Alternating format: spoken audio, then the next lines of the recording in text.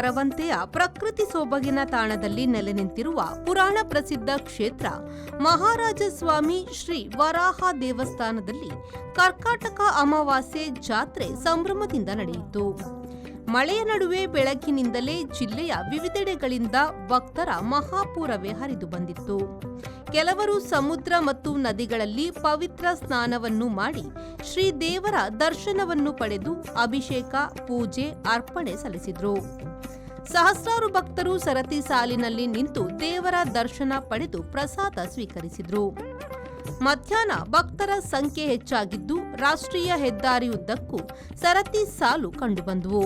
ದೇವಸ್ಥಾನದ ಆಡಳಿತ ಮಂಡಳಿಯ ಅಧ್ಯಕ್ಷರಾದ ರಾಜೇಶ್ ಹೆಬ್ಬಾರ್ ಅವರು ಮಾತನಾಡಿ, ಜಾತ್ರೆಯ ಅಂಗವಾಗಿ ದೇವಾಲಯಕ್ಕೆ ವಿಶೇಷ ದೀಪಾಲಂಕಾರ, ಪುಷ್ಪಾಲಂಕಾರ ಮಾಡಲಾಗಿದ್ದು, ದೇವಾಲಯದೊಳಗೆ ಆಡಳಿತ ಮಂಡಳಿ ಮತ್ತು ಸೇವಾ ವರ್ಗದ ಸದಸ್ಯರು ಸ್ವಯಂ ಸೇವಕರ ಜೊತೆಗೂಡಿ ಶುಚಿತ್ವ, ಪೂಜೆ, ಭಕ್ತರ ಆಗಮನ ನಿರ್ಗಮನ, ಪ್ರಸಾದ ವಿತರಣೆ ಸುಗಮವಾಗಿ ನಡೆಯಲು ಅಗತ್ಯ ವ್ಯವಸ್ಥೆ ಕಲ್ಪಿಸಿದ್ರು.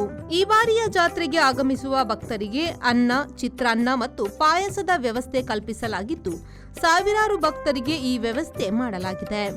ಭಕ್ತರಿಗೆ ಅನುಕೂಲವಾಗುವಂತೆ ಪ್ಲಾಸ್ಟಿಕ್ ನಿಷೇಧದ ಮಹತ್ವ ತಿಳಿಸುವ ಉದ್ದೇಶದಿಂದಾಗಿ ದೇವಸ್ಥಾನದ ವತಿಯಿಂದಲೇ ಹಣ್ಣುಕಾಯಿ ನೀಡುವ ವ್ಯವಸ್ಥೆ ಕಲ್ಪಿಸಲಾಗಿದೆ ಎಂದರು. ಮಹಾರಾಜಸ್ವಾಮಿ ದೇವಸ್ಥಾನ 2000 ವರ್ಷಗಳ ಐತಿಹ್ಯ ಇರುವಂತಹ ದೇವಸ್ಥಾನ. ಸಾಮಾನ್ಯವಾಗಿ ಇಲ್ಲಿಯ ವಿಶೇಷ ಅಂತ ಹೇಳಿದರೆ ಕರ್ಕಾಟಕ ಅಮಾವಾಸ್ಯೆಯ ಒಂದು ಜಾತ್ರೆ. ಈ ಜಾತ್ರೆ ಸಂದರ್ಭದಲ್ಲಿ ಹೊಸದಾಗಿ ಮದುವೆಯಾದಂತಹ ದಂಪತಿಗಳು ಕ್ಷೇತ್ರಕ್ಕೆ ಬಂದು ಹೋಗುವಂತಹ ಪ್ರತೀತಿ.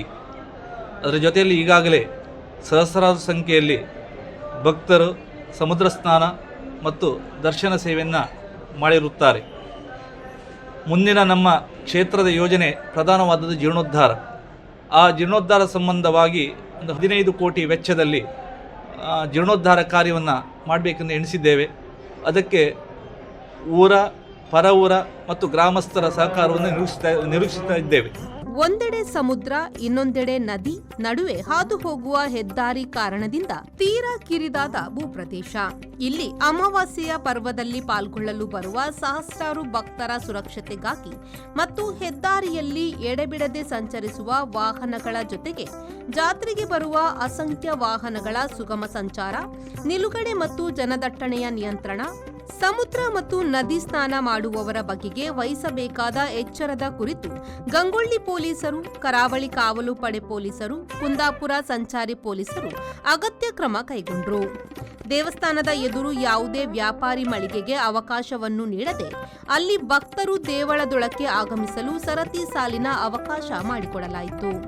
ಈ ಸಂದರ್ಭದಲ್ಲಿ ಬೈಂದೂರು ಶಾಸಕರಾದ ಗುರುರಾಜ್ ಗಂಟಿಹೊಳೆ, ಮಾಜಿ ಶಾಸಕರಾದ ಗೋಪಾಲ್ ಪೂಜಾರಿ, ಮಾಜಿ ಶಾಸಕ ಬಿಎಂ ಸುಕುಮಾರ್ ಶೆಟ್ಟಿ, ದೇವಸ್ಥಾನದ ಜೀರ್ಣೋದ್ಧಾರ ಸಮಿತಿ ಅಧ್ಯಕ್ಷ ರಾಜಶೇಖರ್ ಹೆಬ್ಬಾರ್, ಮುನಿಯಾಲ್ ಉದಯಕುಮಾರ್ ಶೆಟ್ಟಿ, ಮಟ್ಟಾರು ರತ್ನಾಕರ ಹೆಗ್ಡೆ, ಬೈಂದೂರು ಬ್ಲಾಕ್ ಕಾಂಗ್ರೆಸ್ ಅಧ್ಯಕ್ಷ ಅರವಿಂದ ಪೂಜಾರಿ, ಆಡಳಿತ ಮಂಡಳಿ ಸದಸ್ಯರಾದ Narasimha Adiga, Lakshman Poojari Hadavu, Ganesh K Poojari, Nagaveni Prabhakar Maravanthe, Sushila S Mendon, Gopal Devadiga, Suresh B Nada, H Anukumar Shetty, ದೇವಸ್ಥಾನದ ಸಿಬ್ಬಂದಿಗಳು, ಅರ್ಚಕರು, ಹುಟ್ಟಿನವರು, ವಿವಿಧ ಸಂಘ ಸಂಸ್ಥೆ ಸದಸ್ಯರು, ಊರಿನ ಗ್ರಾಮಸ್ಥರು ಉಪಸ್ಥಿತರಿದ್ದರು.